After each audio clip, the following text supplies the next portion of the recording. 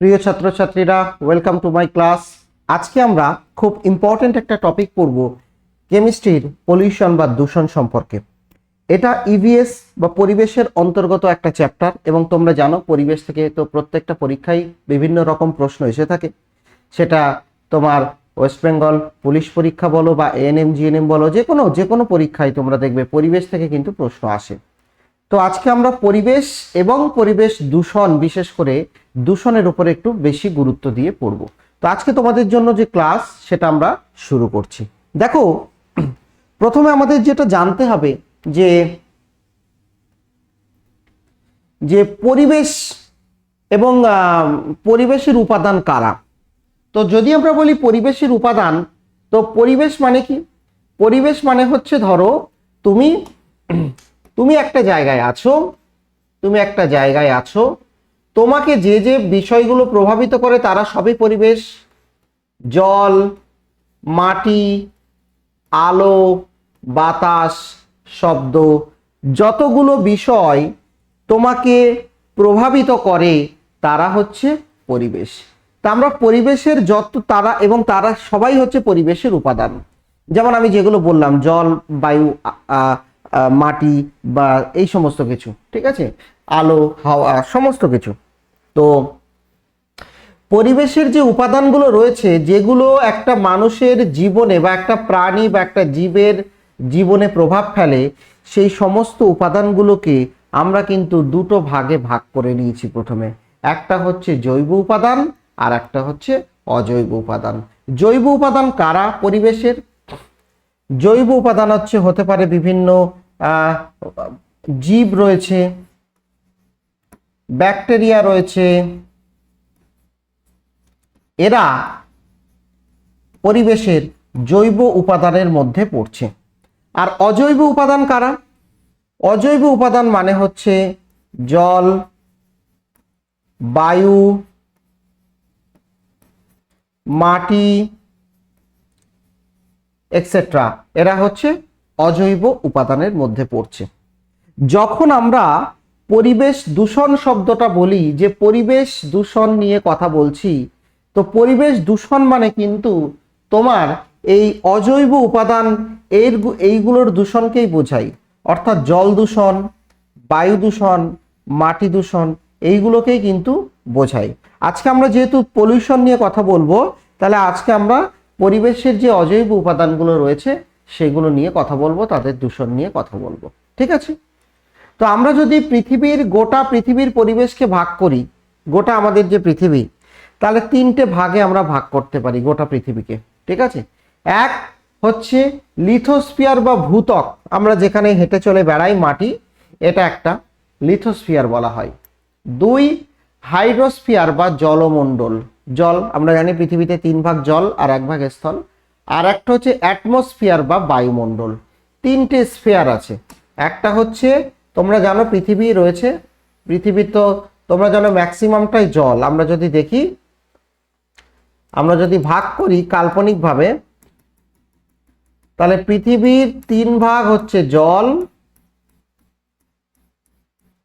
আর 1 ভাগ হচ্ছে স্থল। তাহলে স্থলভাগকে আমরা কি নাম দিয়েছি? স্থলভাগকে আমরা নাম দিয়েছি লিথোস্ফিয়ার বা ভূত্বক, ঠিক আছে? জলভাগকে আমরা কি নাম দিয়েছি?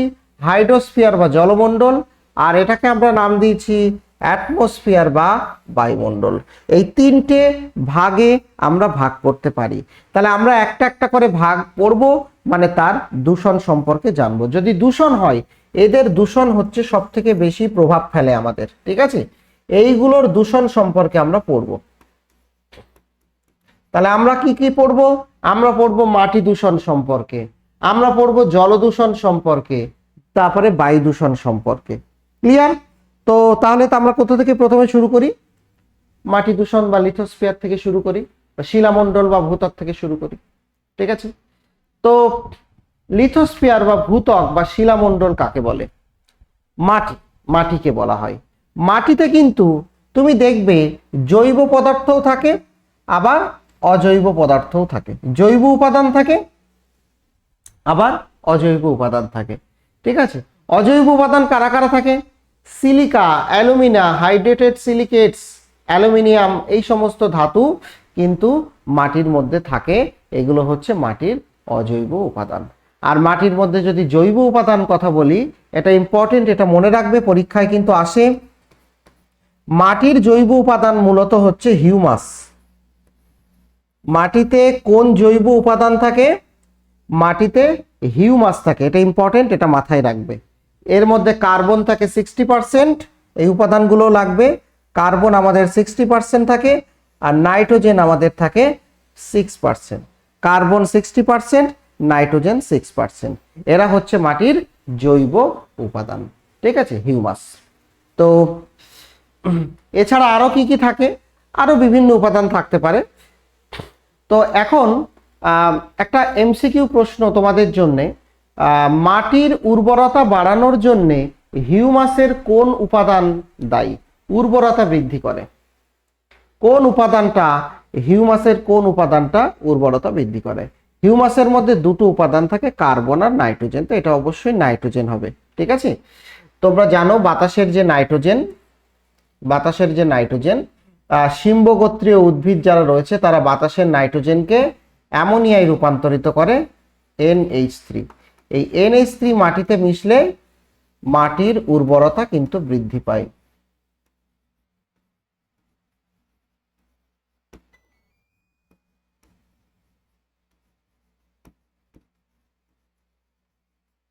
মাটির উর্বরতা বৃদ্ধি পায়, ঠিক আছে, মাটির উর্বরতা বৃদ্ধি পায়। তো মাটির উর্বরতা বাড়ানোর জন্য মূলত দায়ী কে? মাটির উর্বরতা বাড়ানোর জন্য মূলত কিন্তু নাইট্রোজেন দায়ী, ঠিক আছে।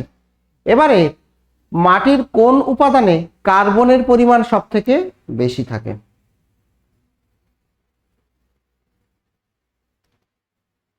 তো অবশ্যই মাটির কোন উপাদানে কার্বনের পরিমাণ সব থেকে বেশি থাকবে?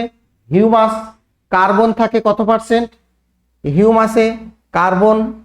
কার্বন থাকে প্লাস নাইট্রোজেন থাকে। কার্বন থাকে 60% আর নাইট্রোজেন থাকে 40%, তাই তো? কার্বন 60%, নাইট্রোজেন 40 বলছি, ভুল করে লিখে ফেলেছি। নাইট্রোজেন 6%, বাকি আরো অন্যান্য উপাদান থাকে, ঠিক আছে, বাকি আরো বিভিন্ন উপাদান থাকে। তো এগুলো হচ্ছে হিউমাসের উপাদান, কার্বনের পরিমাণ সব থেকে বেশি থাকে, ঠিক আছে। তো এই যে মাটি নিয়ে আমরা কথা বলছি, এই মাটি কিন্তু দিনে দিনে দূষিত হচ্ছে। আমরা জানি মাটি বিভিন্ন কারণে দূষিত হচ্ছে। মাটি দূষণের কারণগুলো কি কি? আমরা জমিতে যখন অতিরিক্ত পরিমাণে রাসায়নিক সার এবং কীটনাশক ব্যবহার করি, যেগুলো প্রয়োজন অতিরিক্ত, সেগুলো যাবে কোথায়? সেগুলো মাটিতে জমা হয় এবং মাটিতে জমা হয়ে মাটিকে দূষিত করছে। পরবর্তীকালে যখন ওই মাটিতে কোনো গাছ জন্মাচ্ছে বা কোনো প্রাণী বসবাস করছে, তখন কিন্তু তারা সেই বিষাক্ত যে কীটনাশক মিশে থাকে সেগুলো থেকে ক্ষতিগ্রস্ত হয়। শিল্পর বর্জ্য, কলকারখানার বিষাক্ত যে সমস্ত বর্জ্য পদার্থ, এগুলো দূষিত হয়। এটা একটা অন্যতম কারণ। শিল্প বর্জ্য পদার্থ একটা অন্যতম কারণ। প্লাস্টিক কিন্তু কম পচনশীল। প্লাস্টিক কিন্তু খুব পচনশীল না বললেই চলে। প্লাস্টিক এমন একটা পদার্থ, তুমি যখন মাটিতে ফেলবে সে কিন্তু 1000 বছরেও তার কিছু হয় না। ফলে মাটিতে তারা এমনভাবে মিশে থাকে, ফলে সেগুলো মাটিতে দীর্ঘস্থায়ী দূষণ সৃষ্টি করে, ঠিক আছে। তাহলে শিল্পের বর্জ্য পদার্থ, রাসায়নিক সার এবং প্লাস্টিক, এই যে বিষয়গুলো, এগুলো মাটিতে দূষণ সৃষ্টি করে। এছাড়া আরো আছে অপরিশোধিত বর্জ্য পদার্থ, যেগুলো নর্মদা বা পয় নিষ্কাশন ব্যবস্থা থেকে যদি ঠিকঠাক ব্যবস্থাপনা না থাকে সেগুলো মাটিতে মিশে দূষিত হয়, ঠিক আছে। অম্লবৃষ্টি, মাটিতে অ্যাসিড রেন পড়লে মাটির উর্বরতা নষ্ট হয় বা মাটির স্বাভাবিক গঠন কিন্তু নষ্ট হয়ে যায়, ঠিক আছে। তো মাটি দূষণের ফলাফল হিসেবে তাহলে কি দাঁড়াচ্ছে? তাহলে মাটি দূষণের কারণ আমরা জানলাম, মাটি দূষণের ফলাফল হিসেবে কি দাঁড়াচ্ছে? তাহলে মাটির উর্বরতা হ্রাস, ফসলের উৎপাদন কমে যাচ্ছে। অবভিয়াসলি প্রথম প্রকোপ তো ওটাই পড়বে। আমাদের খাদ্য কোথা থেকে পাই আমরা? আমাদের খাদ্য গাছপালা থেকে পাই, যেগুলো মাটিতে জন্মায়। তাহলে মাটি যদি দূষিত হয়, তাহলে তো গাছপালা হবে না, ফসলের উৎপাদন কমে যাবে, ফলে আমাদের খাদ্যের অভাব দেখা দেবে। জল দূষণ হতে পারে, কারণ মাটি দূষণ আর জল দূষণ তো রিলেটেড। মাটি থেকে ধুয়ে ধুয়ে পুকুরে বা জলে গিয়ে মিশবে, সেটা একটা হয়। এবং মাটিতে বিষাক্ত পদার্থ সেগুলো খাদ্যের মধ্যে মিশে বিষক্রিয়া সৃষ্টি করতে পারে। ঠিক আছে, ফসলের মধ্যে বিষক্রিয়া সৃষ্টি করতে পারে। মাটিতে যারা থাকে, যে বিভিন্ন, শুধু তো থাকে না, মাটিতে বিভিন্ন উপকারী জীবাণুও থাকে। ঠিক আছে, উপকারী জীবাণু থাকে, যেমন ধরো রাইজোবিয়াম নামে একটা ব্যাকটেরিয়া আছে, যেটা উপকার করে অ্যাকচুয়ালি। ওটা কি করে, নাইট্রোজেনকে অ্যামোনিয়াতে রূপান্তর করে। তো তাদের মৃত্যু ঘটছে, কীটপতঙ্গ মারা যাচ্ছে। ঠিক আছে, এবং স্বাস্থ্য ঝুঁকি তো আছেই, এগুলো তো রয়েছেই। তো এইগুলো হচ্ছে মূলত মাটি দূষণের ফলাফল। এবারে মাটি দূষণের ফলে কয়েকটা রোগের নাম একটু দেখে নেব। মাটিতে তো বিভিন্ন ক্ষতিকর পদার্থ মিশছে, তো বিভিন্ন রোগ ব্যাধি সৃষ্টি, যেমন হচ্ছে ধনুষ্টঙ্কার। ঠিক আছে, ধনুষ্টঙ্কার বা টিটেনাস, এটা কিন্তু মাটিতে এই ক্লস্ট্রিডিয়াম টিটেনি নামক একটা ক্ষতিকর ব্যাকটেরিয়া থাকলে সেখান থেকে কিন্তু এই ধনুষ্টঙ্কার বা টিবি রোগ কিন্তু হয়। ঠিক আছে, ক্ষতস্থানে মিশে মারাত্মক রোগ সৃষ্টি করতে পারে টিটেনাস বা ধনুষ্টঙ্কার। এটা কিন্তু মূলত মাটি থেকেই ছড়ায়, মাটি দূষিত হলে দূষিত মাটি থেকে ছড়ায়। ঠিক আছে, মনে রাখবে ক্লস্ট্রিডিয়াম টিটেনি। এরপরে হচ্ছে কৃমি সংক্রমণ। খালি পায়ে হাঁটলে বা দূষিত মাটিতে যদি খেলাধুলো করা হয়, তাহলে হুক ওয়ার্ম মানে কৃমি এক ধরনের, ঠিক আছে, তারা বা রাউন্ড ওয়ার্ম, এই ধরনের কৃমি, এদের ডিম এবং লার্ভা মানুষের চামড়া ভেদ করে শরীরের মধ্যে যায়, ফলে আমাদের অন্ত্রে বাসা বাঁধে, তাহলে কৃমি সংক্রমণ হয়। ঠিক আছে, আর অ্যানথ্রাক্স হয়, গবাদি পশুর মাধ্যমে সংক্রামিত হয়। এগুলো একটা রোগ, যেগুলো গবাদি পশুর মাধ্যমে মাটি থেকে প্রথম গবাদি পশুর মধ্যে যায়, আর গবাদি পশু থেকে মানুষের মধ্যে আসে, মানুষের চর্মরোগ বা ফুসফুসের সমস্যার সৃষ্টি করে। ঠিক আছে, এছাড়া আরো আছে মিনামাটা, এটা একটা পারদ ঘটিত রোগ। ঠিক আছে, পারদ, মাটিতে পারদ দূষণ হয়, সেই পারদ আবার যদি জলে গিয়ে মাছেরা খায়, সেগুলো খেলে আমাদের মস্তিষ্কের ক্ষতি হয়। এগুলো হচ্ছে মিনামাটা রোগ। তাহলে এগুলো মোটামুটি আমরা যেটা পড়লাম সেটা হচ্ছে মাটি দূষণের কারণ এবং ফলাফল। ঠিক আছে, এই রোগগুলো কিন্তু একটু মনে রাখবে, যেগুলো বললাম এগুলো কিন্তু একটু মনে রাখবে। আচ্ছা, এবারে একটা কোশ্চেন একটু ভেবে বলবে যে মাটি দূষণের কোন কারণ রাসায়নিক বর্জ্যের নিক্ষেপ নয়? মাটি দূষণের কোন কারণ রাসায়নিক বর্জ্যের নিক্ষেপ নয়? রাসায়নিক বর্জ্য পদার্থ ফেলার ফলে হয় না,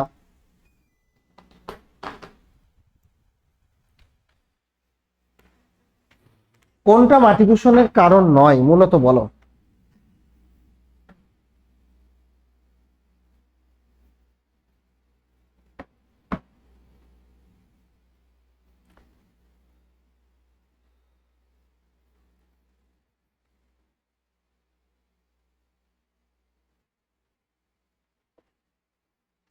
সঠিক উত্তর হচ্ছে অ্যাসিড রেইন বা অ্যাসিড বৃষ্টি।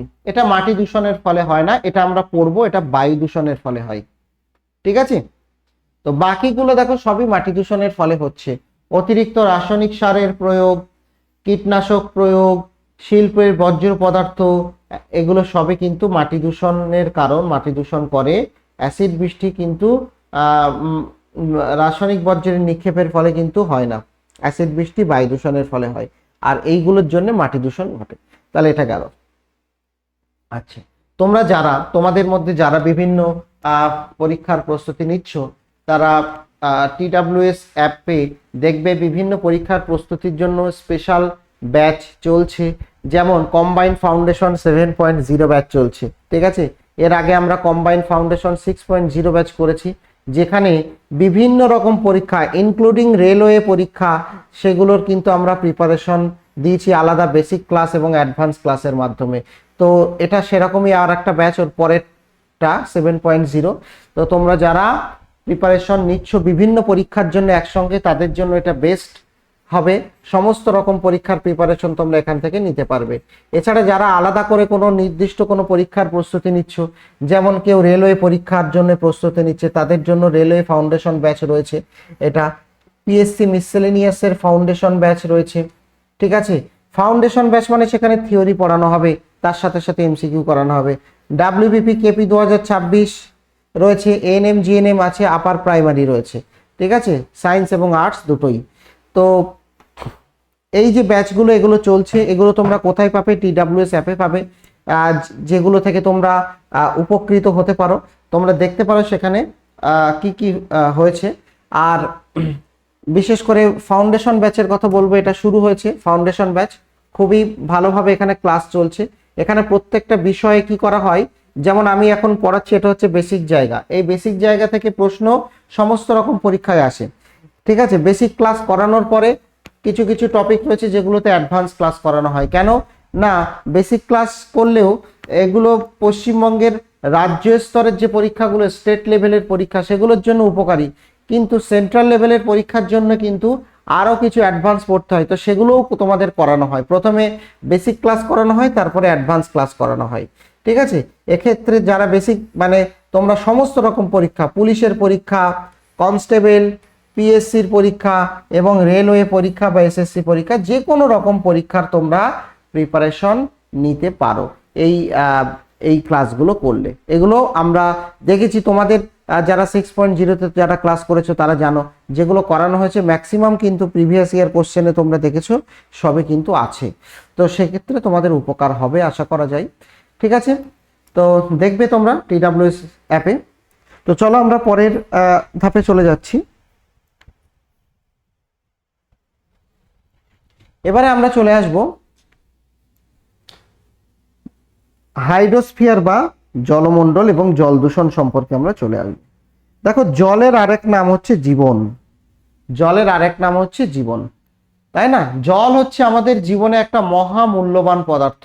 জলের অতি ব্যবহার এবং অপব্যবহার, এবং এই সমস্ত জলের যদি আমরা অতিরিক্ত ব্যবহার করি তাহলে সেক্ষেত্রে জলের দূষণ ঘটে, ঠিক আছে। এবং জল দূষণ কিন্তু আমাদের শরীরে মারাত্মক রোগ ব্যাধি সৃষ্টি করতে পারে, মারাত্মক শারীরিক অসুস্থতা সৃষ্টি করতে পারে, এটা মনে রাখবে, ঠিক আছে। জল দূষণ খুবই বিস্তারিত একটা জিনিস, তো আমরা কিছু কিছু জিনিস তোমাদের বলার চেষ্টা করছি। প্রথমে আমরা একটা টপিক সম্পর্কে জানবো, এটাকে বলা হচ্ছে ইউট্রোফিকেশন। কি বলা হচ্ছে? ইউট্রোফিকেশন। ইউট্রোফিকেশন কি? তোমরা দেখেছো পুকুর বা জলাশয়ের উপরে এরকম সবুজ শৈবালের আস্তরণ পড়ে যায়। দূষিত পুকুর বা দূষিত জলাশয় যেগুলো আছে সেই জলাশয়ের উপরে এরকম সবুজ শৈবালের আস্তরণ পড়ে যায়। অনেক পুকুরেও হয়, দেখবে যে পুকুরগুলো ইউজ করে না, মানুষে ব্যবহার করে না, সেখানে দেখবে এরকম সবুজ আস্তরণ পড়ে যায়, ঠিক আছে। তো এগুলো কি করে হচ্ছে? দেখো, প্রথমে এগুলো আমরা যখন চাষ করি, কৃষিজ জমিতে আমরা অতিরিক্ত কীটনাশক ব্যবহার করি, অতিরিক্ত কীটনাশক, তারপরে রাসায়নিক সার ইত্যাদি আমরা ব্যবহার করি, মাটিতে ফেলি। এরপরে মাটি থেকে ধুয়ে সেগুলো কোথায় চলে আসে? জলে চলে আসে। পুকুরে, আশেপাশে যদি পুকুর থাকে পুকুরে গিয়ে মেশে, ঠিক আছে। তাহলে এই যে সারগুলো ব্যবহার করি, এই সারগুলোর মধ্যে ম্যাক্সিমাম থাকে ফসফরাস, কারণ আমরা তো জমিতে ফসফরাস ঘটিত সার ব্যবহার করি। এইবারে ফসফরাস ঘটিত সার জলের মধ্যে যে সমস্ত জলজ আগাছা বা অ্যালগি বা শৈবাল থাকে, যেমন কচুরিপানা, এদের হচ্ছে খাদ্য ফসফরাস। বুঝতে পারছো বিষয়টা? আমরা জমিতে ফসফরাস ঘটিত সার ছড়াচ্ছি, ঠিক আছে, অতিরিক্ত সার ছড়িয়ে দিলাম, সেগুলো বৃষ্টির জলে ধুয়ে পুকুরের মধ্যে গিয়ে পড়লো। পুকুরের মধ্যে যে সমস্ত শৈবাল আছে তাদের খাদ্য এই সার, এই ফসফরাস। তো তারা যদি খাদ্য পায় তাহলে তারা কি হবে? অতিরিক্ত বংশবৃদ্ধি করবে, বেড়ে উঠবে এবং পুরো পুকুরে ছড়িয়ে পড়বে। এই ঘটনাকে বলা হচ্ছে ইউট্রোফিকেশন। এই ঘটনাকে কি বলা হচ্ছে? এই ঘটনাকে বলা হচ্ছে ইউট্রোফিকেশন, ঠিক আছে, ইউট্রোফিকেশন বলা হয়। তাহলে জলে দ্রবীভূত, এর ফলে কি হয়? ইউট্রোফিকেশনে কি হয়? আগাছা ছড়িয়ে পড়ছে, ফলে জলের মধ্যে যে সমস্ত দ্রবীভূত অক্সিজেন থাকে, ঠিক আছে, জলে দ্রবীভূত অক্সিজেন,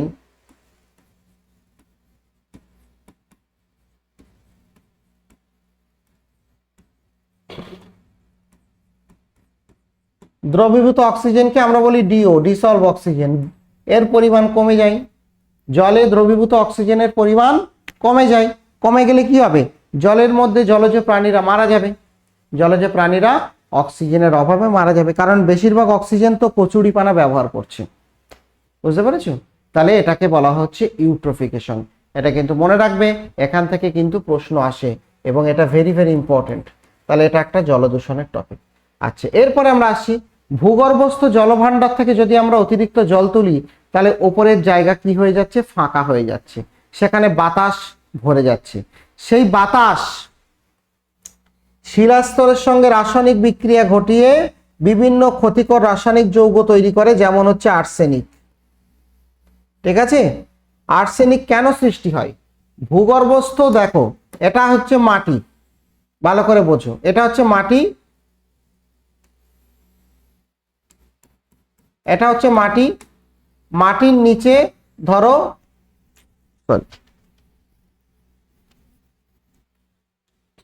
মাটির নিচে জল জমে আছে,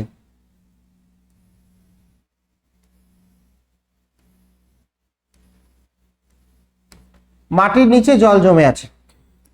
এইবারে ওপরের দিকে জলের স্তরগুলো কি হচ্ছে? আস্তে আস্তে ফাঁকা হয়ে যাচ্ছে, শেষ হয়ে যাচ্ছে, ফলে এখানে বাতাস ঢুকে যাচ্ছে, বায়ু। এই বায়ু এই শিলাস্তরের সঙ্গে বিক্রিয়া করছে, এই যে শিলাস্তরগুলো রয়েছে এদের সঙ্গে বিক্রিয়া করছে, বিক্রিয়া করে আর্সেনিক নামক এক প্রকার ক্ষতিকর রাসায়নিক যৌগ তৈরি করছে, যেটাকে বলা হচ্ছে অ্যাকচুয়ালি বিষ। ঠিক আছে, এই আর্সেনিক যুক্ত জল, এই আর্সেনিক যুক্ত জল যখন পান করা হয় বা টিউবওয়েল থেকে তোলা হয়, আর্সেনিক তো জলের সঙ্গে মিশে যাচ্ছে। এবার আমরা যখন সেই জল তুলছি টিউবওয়েলের মাধ্যমে, সেই জল যখন আমরা খাচ্ছি, তখন আমাদের মধ্যে বিভিন্ন রোগ ব্যাধি সৃষ্টি হচ্ছে। বিশেষ করে যে রোগটার কথা উল্লেখ্য সেটা হচ্ছে ব্ল্যাক ফুট ডিজিজ। ঠিক আছে, আর্সেনিক যুক্ত জল পান করলে পায়ের নিচে এরকম ভাবে দেখতে পাচ্ছ কি অবস্থা হয়েছে, আর্সেন এই যে কালো কালো হয়ে গেছে, পা ফেটে কালো হয়ে গেছে, একে বলা হচ্ছে ব্ল্যাক ফুট ডিজিজ। ঠিক আছে, আর্সেনিক যুক্ত জল পান করলে কি রোগ হয়? ব্ল্যাক ফুট ডিজিজ হয়। এছাড়া জলে যদি ফ্লোরাইডের মাত্রা বেড়ে যায় তাহলে ফ্লুরোসিস রোগ হয়, হাড় এবং দাঁতের ক্ষয় হয়। ঠিক আছে, ফ্লোরাইডের মাত্রা বেড়ে গেলে ফ্লুরোসিস রোগ হয়। আচ্ছা, তাহলে আর্সেনিক দূষণ কিন্তু জল দূষণের জন্য হয়। এছাড়া আর একটা খুব ইম্পর্টেন্ট টপিক হচ্ছে থার্মাল পলিউশন বা তাপীয় দূষণ। কাকে বলে? দেখো, তাপবিদ্যুৎ কেন্দ্রে কিভাবে বিদ্যুৎ তৈরি করা হয়? কয়লা পুড়িয়ে বিদ্যুৎ তৈরি করা হয়, তারপরে সেই কয়লা পুড়িয়ে জলীয় জলকে ফুটিয়ে জলীয় বাষ্প তৈরি করে সেই জলীয় বাষ্পের মাধ্যমে টারবাইন ঘোরানো হয়। তাহলে বিষয়টা বোঝো, কয়লা পোড়ানো হচ্ছে, সেই পুড়িয়ে যে তাপ তৈরি হবে তা দিয়ে জল ফোটানো হচ্ছে, জল ফুটে সেই জলের যে বাষ্প, গরম বাষ্প, তা দিয়ে টারবাইন ঘোরানো হচ্ছে। তারপরে সেই গরম বাষ্পটা আবার ধীরে ধীরে জলে পরিণত হয়, তখনও সে গরম থাকে, ওই গরম জল আশেপাশের পুকুর বা জলাশয় বা নদীতে ফেলা হয়। ফলে নদীতে পড়লে গরম জল, নদীর তাপমাত্রা বেড়ে যায়, তাপমাত্রা বেড়ে যাওয়ার ফলে একে বলা হচ্ছে থার্মাল পলিউশন। এই থার্মাল পলিউশনের ফলে কি হয়? জলাশয়ের যে বাস্তুতন্ত্র বা জলাশয়ে যে সমস্ত জীব বসবাস করে তারা কিন্তু ক্ষতিগ্রস্ত হয়। ঠিক আছে, তারা ক্ষতিগ্রস্ত হয়। এবারে আমি তোমাদের কয়েকটা রোগের নাম বলবো যেগুলো জলদূষণের ফলে সৃষ্টি হচ্ছে, তাদের জন্য ব্যাকটেরিয়া বা প্রোটোজোয়া কি আছে এবং তাদের প্রতিকার, এগুলো আমরা একটা একটা করে পড়ব। তো জলদূষণের ফলে জলদূষণ ঘটিত যে রোগ, ঠিক আছে, এখানে প্রধানত 5টি রোগের কথা উল্লেখ করা হয়েছে, এই রোগগুলো আমরা পড়ব। প্রথম রোগ হচ্ছে কলেরা। বলতো কলেরা রোগের জন্য যে ব্যাকটেরিয়া দায়ী সেই ব্যাকটেরিয়ার নাম কি বলতে পারবে?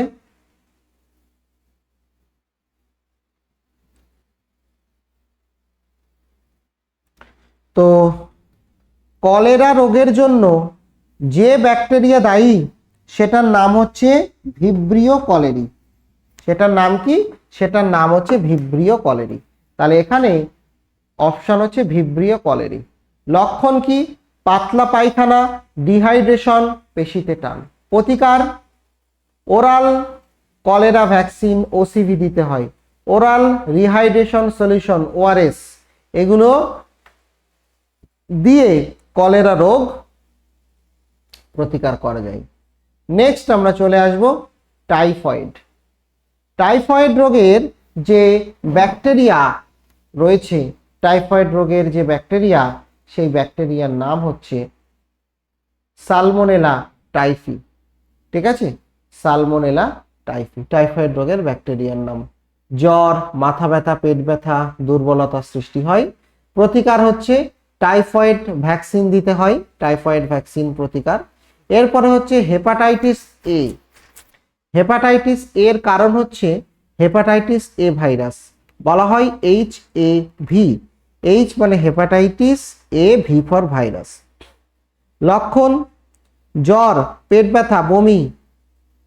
প্রতিকার হেপাটাইটিস এ ভ্যাকসিন দিতে হয়। ঠিক আছে, হেপাটাইটিস এ ভ্যাকসিন। তাহলে এগুলো হচ্ছে তোমার জলদূষণ ঘটিত রোগ। আচ্ছা, এরপরে হচ্ছে আর্সেনিকোসিস। কিসের জন্য হয় বলো?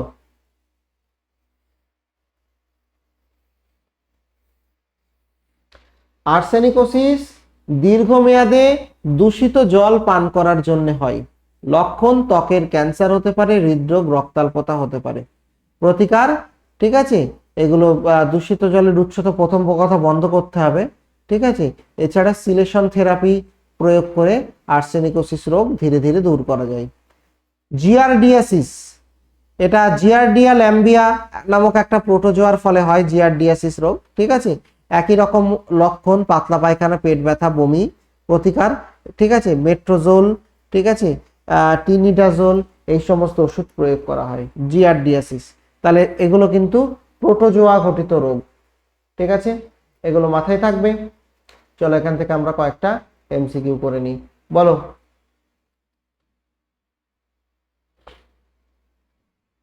জল দূষণের কোন প্রক্রিয়াটি জলজ উদ্ভিদ এবং অ্যালগির অতিরিক্ত বৃদ্ধি ঘটায়?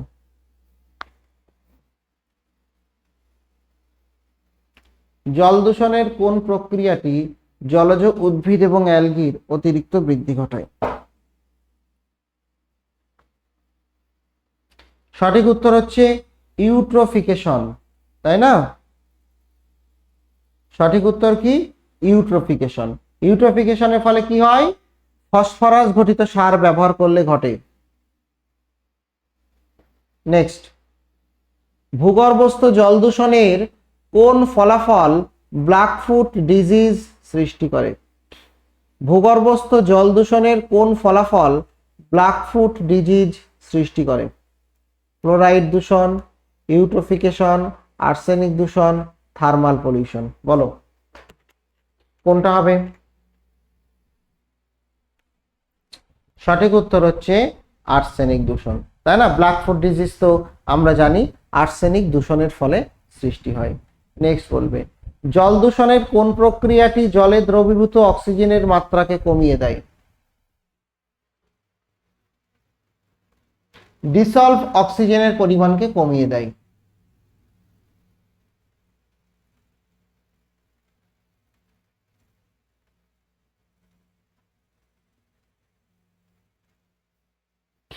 জল দূষণের কোন প্রক্রিয়াটি জলে দ্রবীভূত অক্সিজেনের মাত্রাকে কমিয়ে দেয়? সঠিক উত্তর হচ্ছে ইউট্রোফিকেশন, তাই তো? অপশন ডি হচ্ছে সঠিক উত্তর। নেক্সট, ওই যে ইউট্রোফিকেশন তো বলেছিলাম যে জলজ অ্যালগি যদি অতিরিক্ত বৃদ্ধি হয়, অ্যালগি, ছত্রাক, তাহলে তারা জলের মধ্যে যে ডিসলভ অক্সিজেন থাকে ডিও, এই ডিসলভ অক্সিজেনের মাত্রাকে কমিয়ে দেয়। নেক্সট, জলাশয়ের বাস্তুতন্ত্রের উষ্ণতা বৃদ্ধির ফলে কোন ধরনের দূষণ হয়? জলাশয়ের বাস্তুতন্ত্রের টেম্পারেচার বা উষ্ণতা বৃদ্ধির ফলে কোন ধরনের দূষণ হয়? বলো কোন ধরনের দূষণ হয়? উষ্ণতা বৃদ্ধির ফলে তো থার্মাল পলিউশন। থার্মাল পলিউশন কিসের জন্য হয়? বিশেষ করে তাপ বিদ্যুৎ কেন্দ্রের জন্য। তাপ বিদ্যুৎ কেন্দ্রেও যেগুলো রয়েছে এই তাপ বিদ্যুৎ কেন্দ্রের জন্য কিন্তু এটা ঘটে। বোঝা গেছে? নেক্সট আমরা চলে আসি কয়েকটা টপিকে। প্রথমে আমরা এতক্ষণ ডিসলভ অক্সিজেনের কথা বলছিলাম, আমরা এখন ডিসলভ অক্সিজেন কি জানবো। তাহলে ডিসলভ অক্সিজেন কাকে বলে, ডিও কাকে বলে? ডিসলভ অক্সিজেন মানে জলের মধ্যে দ্রবীভূত থাকা অক্সিজেনের পরিমাণ। ঠিক আছে, এই জলের মধ্যে স্বাভাবিক অবস্থায় কতটা পরিমাণ অক্সিজেন দ্রবীভূত থাকে? আচ্ছা বলো তো, ডিসলভ অক্সিজেনের পরিমাণ বেশি হলে ভালো না কম হলে ভালো?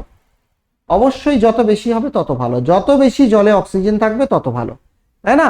তাহলে জলের মধ্যে ডিসলভ অক্সিজেনের ঘনত্ব 5 থেকে 8 মিলিগ্রাম প্রতি লিটার। প্রতি 1 লিটার জলে 6.5 থেকে 8 মিলিগ্রাম ডিসলভ অক্সিজেন থাকে, সেটা হচ্ছে ভালো বা স্বাস্থ্যকর জল। ঠিক আছে, সেটা হচ্ছে স্বাস্থ্যকর জল।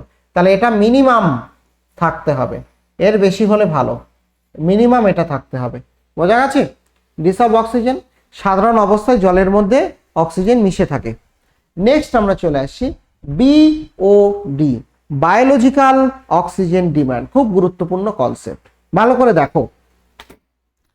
এটা একটা জল, জলের মধ্যে এগুলো হচ্ছে মাইক্রো অর্গানিজম বা জলের মধ্যে থাকা জীবাণু বা দূষিত কিছু পদার্থ। এবারে জলের মধ্যে যত বেশি দূষিত পদার্থ থাকবে তাদের অক্সিজেনের চাহিদা কি হবে, বাড়বে না কমবে? বেশি জলের মধ্যে ব্যাকটেরিয়া থাকলে তাদের জন্য বেশি অক্সিজেন প্রয়োজন। তাহলে বিওডি সংক্ষেপে যদি আমরা বলি বায়োলজিক্যাল অক্সিজেন ডিম্যান্ড, এর মানে হচ্ছে অক্সিজেনের চাহিদা, অক্সিজেনের চাহিদা। তাহলে অক্সিজেনের চাহিদা বেশি মানে কি?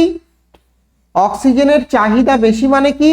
বেশি ব্যাকটেরিয়া বা মাইক্রো অর্গানিজম আছে, তাহলে সেই জলটা দূষিত। তাহলে বিওডির মান বেশি হলে দূষিত জল, বিওডির মান কম হলে ভালো জল। ঠিক আছে, তাহলে দেখো বলা হচ্ছে কি, কোন জলে, সরি কেন,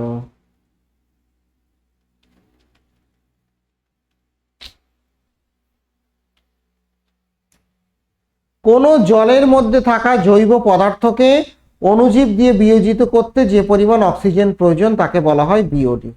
ঠিক আছে, তাহলে বিওডি, পানীয় জলে বিওডির পরিমাণ কত? পানীয় জলে বিওডির পরিমাণ 1 থেকে 2 ppm। ppm মানে পার্টস পার মিলিয়ন।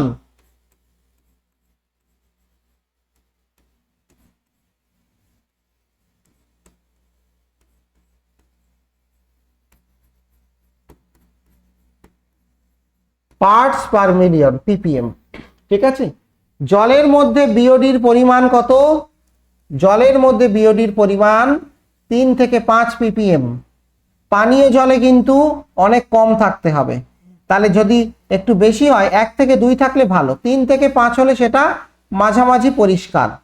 কিন্তু বিওডির পরিমাণ 6 থেকে 9 হলে এটা কিন্তু দূষিত জল হিসেবে গণ্য হবে।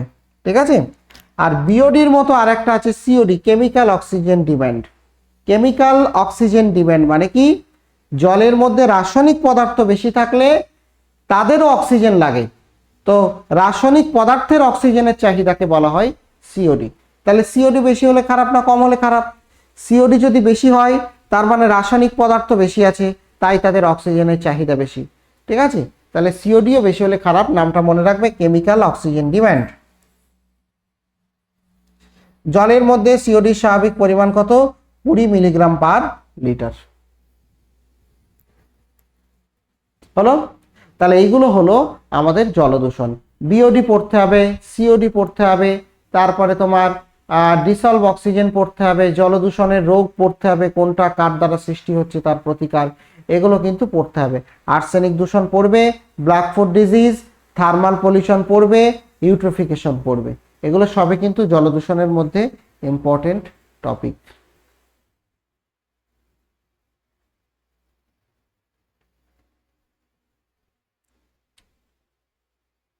ঠিক আছে, আচ্ছা নেক্সট আমরা চলে আসব বায়ু দূষণ বা বায়ুমণ্ডল বা অ্যাটমসফিয়ার। তাহলে আমরা দুটো স্ফিয়ার পড়েছি, লিথোস্ফিয়ার পড়েছি, হাইড্রোস্ফিয়ার পড়েছি। এবার আমরা চলে আসব বায়ু দূষণ। তো বায়ুমণ্ডল, বায়ু দূষণ কাকে বলে? যখন বায়ুতে দূষিত পদার্থ মিশে যাবে। দূষিত পদার্থ কারা? যেমন কঠিন দূষক হতে পারে, গ্যাসীয় ক্ষতিকর গ্যাস হতে পারে, বাষ্পীভূত তরল হতে পারে। তো এগুলো যখন মিশবে তখন সেগুলো কিন্তু, কারণ আমরা তো জল ছাড়া তবুও একদিন বাঁচতে পারবো, কিন্তু বাতাস ছাড়া তো একদিনও বাঁচা সম্ভব নয়। মানে একদিন কেন, বাতাস ছাড়া এক ঘন্টাও 10 মিনিট বাঁচাও সম্ভব নয়। তাহলে যদি বাতাসের মধ্যে দূষিত পদার্থ ছড়িয়ে পড়ে, তাহলে সেই দূষিত পদার্থ সেগুলো তো আমাদের ক্ষতি করবে। আমরা যখন শ্বাস নেব আমাদের নাকের মধ্য দিয়ে যাবে, আমাদের ফুসফুস, আমাদের শ্বাসতন্ত্রের ক্ষতি করবে। ঠিক আছে, একে বলা হচ্ছে তোমার বায়ু দূষণ। বায়ু দূষণ বাইরেও যেমন হতে পারে, আবার বায়ু দূষণ ঘরেও হতে পারে। ঘরের মধ্যে বায়ু দূষণকে বলে ইনডোর এয়ার পলিউশন, আর বাইরের বায়ু দূষণকে বলা হয় আউটডোর এয়ার পলিউশন। তার আগে আমরা এক ঝলকে দেখে নেব যে বায়ুমণ্ডলের উপাদানগুলো কি কি, বায়ুমণ্ডলের মধ্যে কি কি গ্যাস রয়েছে তোমরা একটু দেখে নেবে, এগুলো একটু পড়বে। যেমন বায়ুমণ্ডলের মধ্যে সব থেকে বেশি গ্যাস যেটা রয়েছে সেটা হচ্ছে নাইট্রোজেন। কত পার্সেন্ট? না, 78.08%। অক্সিজেন, ঠিক আছে, 20.95। আর্গন 0.93। Carbon dioxide 0.04। এরকম ভাবে সব রয়েছে। আর্গন হচ্ছে বায়ুমণ্ডলের সর্বোচ্চ পরিমাণ যে নিষ্ক্রিয় গ্যাস থাকে, ঠিক আছে, সর্বাধিক নিষ্ক্রিয় গ্যাস। যদি পরীক্ষায় প্রশ্ন আসে যে কোন নিষ্ক্রিয় গ্যাস বায়ুমণ্ডলে সব থেকে বেশি পরিমাণে পাওয়া যায়, সেটা হচ্ছে আর্গন। আর্গন কিন্তু একটা নিষ্ক্রিয় গ্যাস এবং বায়ুমণ্ডলে বেশি পরিমাণে পাওয়া যায়। সব থেকে বেশি হচ্ছে নাইট্রোজেন, তারপরেই হচ্ছে অক্সিজেন, তারপরে বাকিগুলো তো রয়েছে আর্গন, কার্বন ডাইঅক্সাইড, নিয়ন, হিলিয়াম, মিথেন ইত্যাদি ইত্যাদি। পার্সেন্টেজ এই প্রথম 4-5টার কিন্তু একটু মনে রাখতে হবে। ঠিক আছে, তো চলো আমরা আবার বায়ু দূষণের মধ্যে ঢুকি। তাহলে বায়ু দূষণ কয় প্রকার হচ্ছে? বায়ু দূষণ 2 প্রকার হচ্ছে। একটা হচ্ছে ইনডোর, ঘরের মধ্যে, আর একটা হচ্ছে আউটডোর, ঘরের বাইরে। তো প্রথমে আমরা ইনডোর এয়ার পলিউশন সম্পর্কে পড়ব। ঘরের মধ্যেও বায়ু দূষণ হয়। ঠিক আছে, ঘরের মধ্যে যে বায়ু দূষণ হয় তাকে ইনডোর এয়ার পলিউশন বলে। এবং আমরা যেহেতু ঘরের মধ্যে থাকি, বিশ্রাম নিই, ঘুমাই, তাই ইনডোর এয়ার পলিউশন কিন্তু আউটডোর এয়ার পলিউশনের থেকে বেশি গুরুত্বপূর্ণ। ঠিক আছে, ইনডোর এয়ার পলিউশনের কারণ এবং ফলাফলগুলো কি কি, প্রথমে কারণগুলো একটু দেখব। দাঁড়াও, একটু সমস্যা। প্রথম হচ্ছে জ্বালানির ধোঁয়া। গ্রামীণ এলাকায় কি হয়, কাঠ, ঘুঁটে, কয়লা এই সমস্ত পুড়িয়ে রান্না করা হয়। ফলে এখান থেকে প্রচুর পরিমাণে কার্বন ডাইঅক্সাইড সাথে কার্বন মনোঅক্সাইড নির্গত হয়। কার্বন মনোঅক্সাইড জ্বালানির অসম্পূর্ণ দহনের ফলে নির্গত হয়। ঠিক আছে, অসম্পূর্ণ দহন।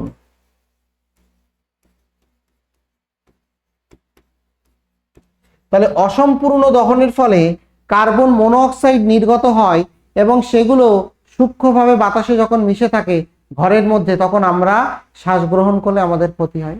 এটা একটা। দ্বিতীয়ত, বাড়ির মধ্যে অনেকে বিড়ি খায়, সিগারেট খায়, সেগুলো ধোঁয়া, ধূমপান করলে কি হয়, এই যে নিকোটিন থেকে নির্গত যে বিষাক্ত রাসায়নিক পদার্থ, এই বিষাক্ত রাসায়নিক পদার্থ ঘরের মধ্যে বাতাসে ছড়িয়ে পড়ে। ফলে সেগুলো যখন আমরা শ্বাস গ্রহণের মাধ্যমে আমাদের ভিতরে যায়, তখন কিন্তু আমাদের শরীরে ক্ষতি হয়। ঠিক আছে, নেক্সট হচ্ছে গৃহস্থলীর বর্জ্য পদার্থ। অনেকে আমরা ঘরের মধ্যে ব্যবহার করি মশা মারার ধূপ, স্প্রে, এয়ার ফ্রেশনার, এগুলো ব্যবহার করি। ফলে এগুলোর যে রাসায়নিক দ্রব্য, এই রাসায়নিক দ্রব্য কিন্তু বাতাসকে বিষাক্ত করে তোলে। ঠিক আছে, নেক্সট হচ্ছে অপ্রতুল বায়ু চলাচল, poor ventilation system. Poor ventilation মানে কি, ঘরে যদি পর্যাপ্ত বাতাস চলাচলের ব্যবস্থা না থাকে, তাহলে কি হয়, দূষিত বাতাস ঘরের মধ্যেই আটকে থাকে, ফলে কিন্তু হয়। ঠিক আছে, পুয়ার ভেন্টিলেশন সিস্টেম। আর জৈবিক উপাদান, ঘরের কোণে যদি কোনো ছত্রাক জন্মায়, মোল্ড বলে, ঠিক আছে, ডাস্ট, ধুলোবালি বা পোষ্য প্রাণীর থাকে তাদের লোম, সেগুলো কিন্তু বাতাসকে দূষিত করে। এগুলো হচ্ছে জৈবিক উৎস। তাহলে এই সমস্ত কারণে ইনডোর এয়ার পলিউশন হয়। এবার ইনডোর এয়ার পলিউশনের ফলাফলগুলো একটু দেখে নেব যে এর ফলে কি কি ক্ষতি হয়। তো সরাসরি এই যে দূষণ, এই দূষণ কিন্তু আমাদের স্বাস্থ্যের উপরে প্রভাব ফেলে, আমাদের স্বাস্থ্যের উপরে দীর্ঘমেয়াদী প্রভাব ফেলে, ঠিক আছে। শ্বাসযন্ত্রের রোগ হয়, যেমন অ্যাজমা, হাঁপানি বা অ্যাজমা বলে, ব্রঙ্কাইটিস এবং chronic obstructive pulmonary disease COPD, এগুলোর ঝুঁকি থাকে। এই রোগগুলো একটু পড়বে। ইনডোর এয়ার পলিউশনের ফলে কিন্তু বেশিরভাগই শ্বাসযন্ত্রের রোগগুলো হয়, অ্যাজমা, ব্রঙ্কাইটিস, ঠিক আছে, COPD, chronic obstructive pulmonary disease, এগুলো কিন্তু হয়, ঠিক আছে। হৃদরোগ হতে পারে, স্ট্রোক হতে পারে। সূক্ষ্ম সূক্ষ্ম দূষক আমাদের ফুসফুসে জমে হৃদরোগ এবং স্ট্রোকের কারণ হিসেবে দেখা দিতে পারে, এটা মনে রাখতে হবে। নেক্সট, ক্যান্সারের ঝুঁকি বাড়তে পারে। রেডন বা কিছু রাসায়নিক প্রভাব, রাসায়নিক গ্যাস, এই গ্যাসগুলো কিন্তু ক্যান্সারের ঝুঁকিকে কিন্তু বাড়িয়ে দেয়। কি বললাম বুঝতে পেরেছো? শিশুদের উপরে প্রভাব ফেলতে পারে। শিশুদের তো ফুসফুস দুর্বল হয়, তাদের নিউমোনিয়া, শ্বাসকষ্ট ইত্যাদি হতে পারে, ঠিক আছে। আর একটা খুব ইম্পর্টেন্ট, এটা কিন্তু পরীক্ষায় আসে, সিক বিল্ডিং সিনড্রোম কাকে বলে? সিক বিল্ডিং সিনড্রোম এটা কি? যখন ঘরের মধ্যে বাতাস দূষিত হয়, যখন আমরা দূষিত বাতাসের মধ্যে বসবাস করি, তখন অনেক সময় আমাদের ওই দূষিত বাতাসের ফলে মাথা ঘোরে, চোখ জ্বালা করে, ঠিক আছে, ক্লান্তি হয়, শরীরে অক্সিজেনের পরিমাণ কমে যায়, তার মানে ঝিমুনি চলে আসে। তো এগুলোকে বলা হচ্ছে সিক বিল্ডিং সিনড্রোম। ঘরের মধ্যে বাতাস দূষণের ফলে কিন্তু এগুলো হয়, ঠিক আছে। তাহলে এটা আমাদের পড়তে হবে, সিক বিল্ডিং সিনড্রোমটা একটু পড়তে হবে। তাহলে প্রতিকারের উপায় কি? ঘরের মধ্যে যাতে দূষণ না হয়, আমরা প্রতিকার কিভাবে করতে পারি? তাহলে অবশ্যই পর্যাপ্ত খোলা জানালা রাখতে হবে, ঠিক আছে। পর্যাপ্ত খোলা জানালা, বাতাস চলাচল করতে হবে। রান্নার সময় এক্সস্ট ফ্যান ব্যবহার করতে হবে, যেগুলো ভিতরের বাতাসকে বাইরে বার করে দেয়। ঘরের ভিতরে ধূমপান করা যাবে না। এই সমস্ত করলে অনেকটাই কমানো সম্ভব, মনে থাকবে।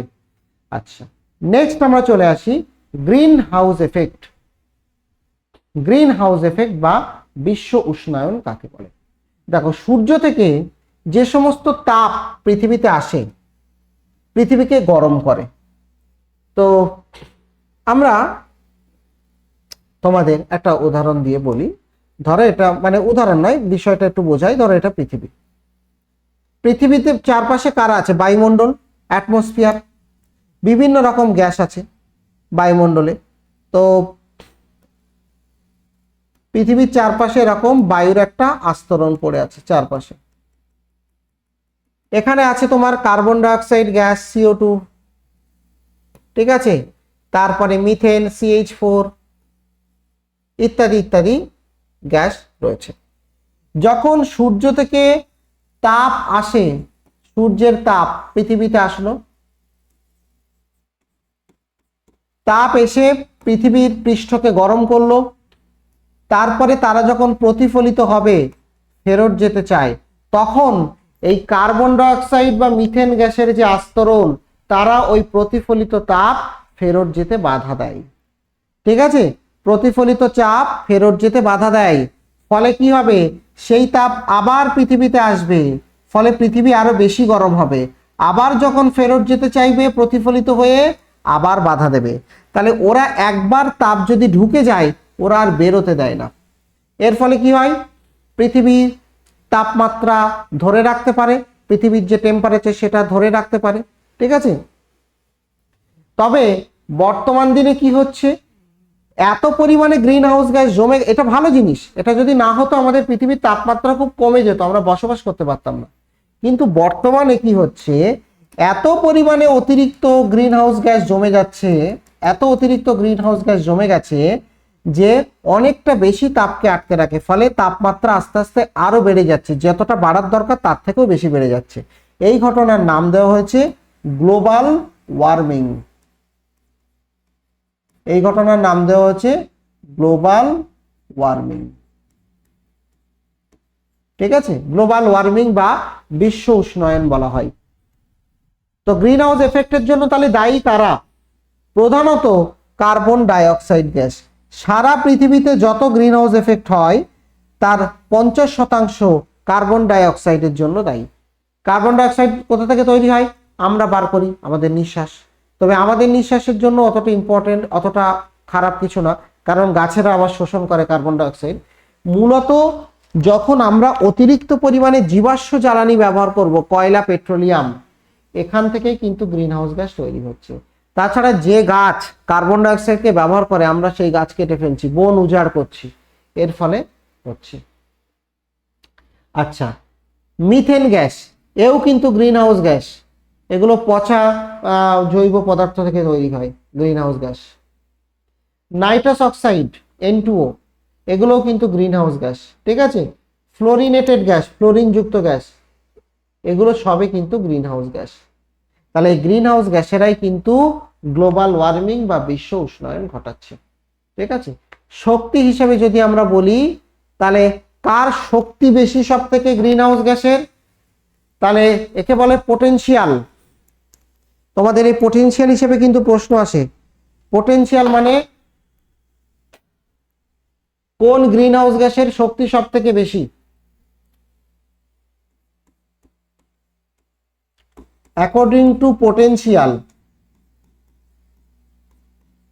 শক্তি হিসাবে যদি আমরা বলি তাহলে N2O নাইট্রাস অক্সাইড সব থেকে বেশি শক্তিশালী, তারপরে মিথেন, তারপরে কার্বন ডাই অক্সাইড।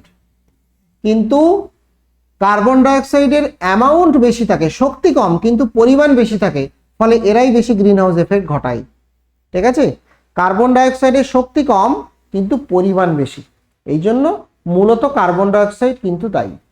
তাহলে বিশ্ব উষ্ণায়নের ফলে পৃথিবীর তাপমাত্রা কিন্তু বাড়ছে, পৃথিবীর তাপমাত্রা ক্রমাগত বাড়ছে। এর ফলে কি দেখা দিচ্ছে?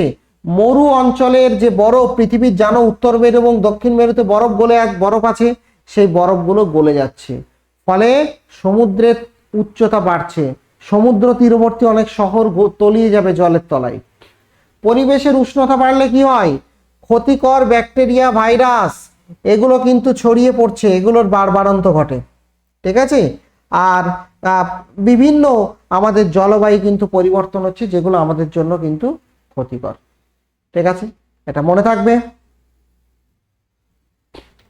এরপরে আমরা চলে আসছি ওজোন স্তর এবং ওজোন গ্যাস। পৃথিবীর বায়ুমণ্ডলে কি আছে? পৃথিবীর বায়ুমণ্ডল স্ট্র্যাটোস্ফিয়ার, ঠিক আছে, স্ট্র্যাটোস্ফিয়ার রয়েছে, তারপরে আছে ট্রপোস্ফিয়ার, প্রথমে আছে ট্রপোস্ফিয়ার, তারপরে স্ট্র্যাটোস্ফিয়ার, তারপরে মেসোস্ফিয়ার, পরপর অনেকগুলো স্তর রয়েছে। তো ওজোন স্তর বা ওজোন গ্যাস কোথায়? ওজোন গ্যাস হচ্ছে স্ট্র্যাটোস্ফিয়ার, মানে দ্বিতীয় স্তরে অবস্থিত। ওজোন গ্যাসের সংকেত কি? O3, 3টে অক্সিজেন মিলে তৈরি হয়। এরা সূর্য থেকে আসা ক্ষতিকর অতিবেগুনি রশ্মিকে শোষণ করে, ইউভি রশ্মিকে শোষণ করে। ঠিক আছে, অতিবেগুনি রশ্মিকে শোষণ করে। তো অতিবেগুনি রশ্মি যদি শোষণ না করে তাহলে সেগুলো আমাদের ত্বকে ডাইরেক্ট যদি এসে পড়ে তাহলে ত্বকের ক্যান্সার সৃষ্টি করতে পারে। তো ওজোন স্তর কিন্তু অতিবেগুনি রশ্মিকে শোষণ করে।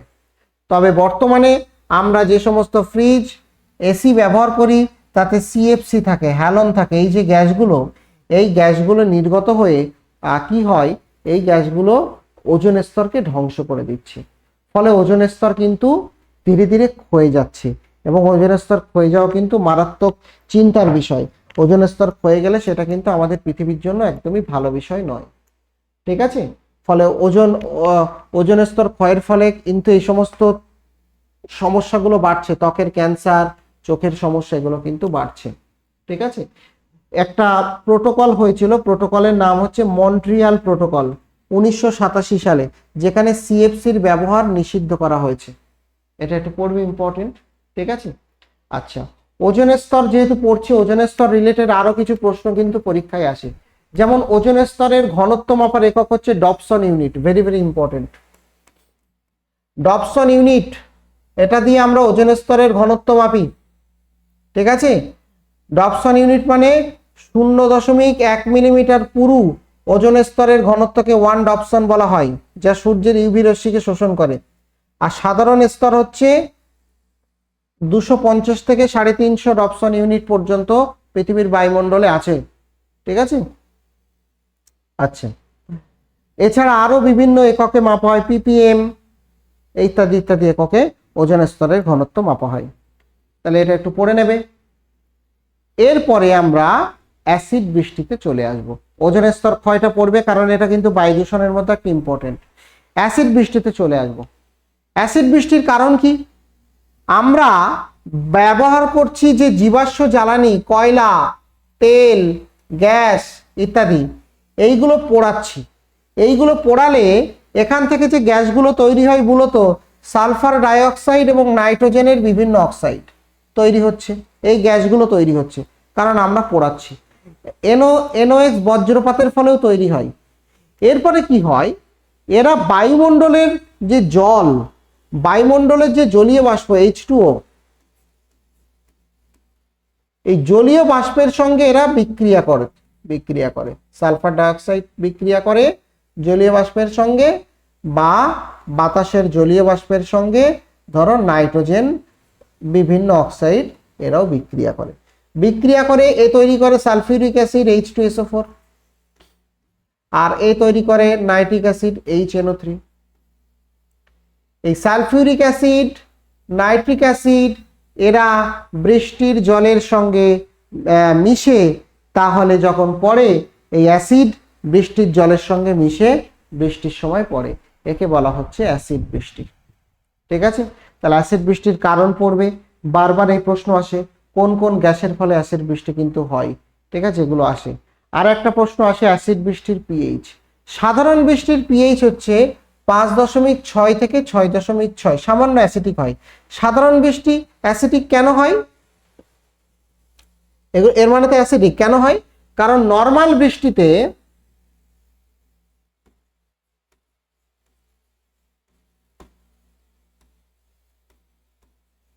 যখন সাধারণ বৃষ্টি হয়, সাধারণ বৃষ্টিতে তোমার বাতাসের কার্বন ডাইঅক্সাইড জলের সঙ্গে বিক্রিয়া করে।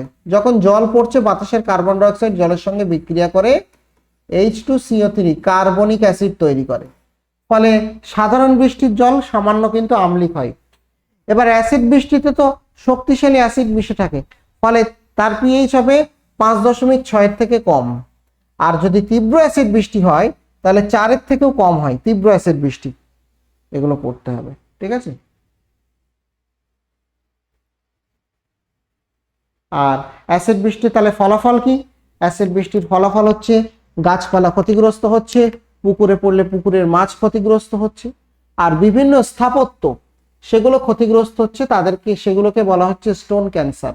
স্টোন ক্যান্সারটা পড়বে, যে পাথরের তৈরি বিভিন্ন স্থাপত্য ক্ষতিগ্রস্ত হয় তাকে বলা হচ্ছে স্টোন ক্যান্সার। ঠিক আছে। চলো কোশ্চেন, বায়ু দূষণের কোন উপাদান ইনডোর এয়ার পলিউশন ঘটায় না? বায়ু দূষণের কোন উপাদান ইনডোর এয়ার পলিউশন ঘটায় না? ঘরের মধ্যে বায়ু দূষণ ঘটায় না কোন উপাদানটি? এখানে সঠিক উত্তর হচ্ছে মিথেন। মিথেন তো জলাশয়ে, জলাভূমিতে পচে তৈরি হয়, মিথেন তো ঘরের মধ্যে তৈরি হয় না। তাহলে ইনডোর এয়ার পলিউশনে কোনো ভূমিকা নেই। ঠিক আছে। নেক্সট বলবে, ওজোন স্তরের ক্ষয় হচ্ছে কোন প্রক্রিয়ার মাধ্যমে বা কিসের মাধ্যমে বা কিসের জন্য? ওজোন স্তরের ক্ষয় হচ্ছে কিসের জন্য?